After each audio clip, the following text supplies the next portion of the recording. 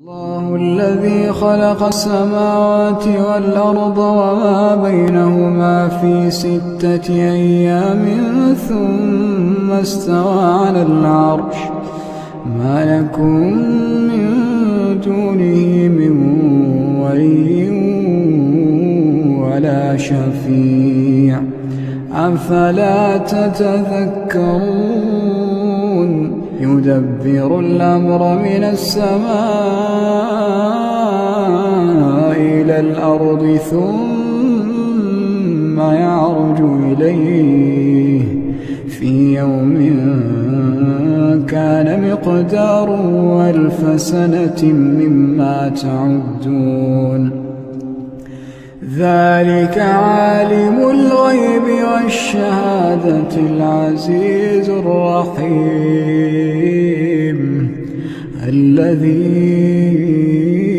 أحسن كل شيء خلقه وبدأ خلق الإنسان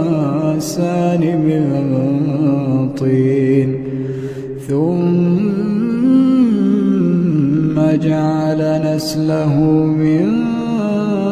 سلالة من ماء مهين ثم سواه ونفخ فيه من روحه وجعل لكم السمع والأبصار والأفئدة قليلا ما تشكرون وقالوا أئذا ضللنا في الأرض أئنا لفي خلق جديد بل هم بلقاء ربهم كافرون قل يتوفاكم ملك الموت الذي وكل بكم ثم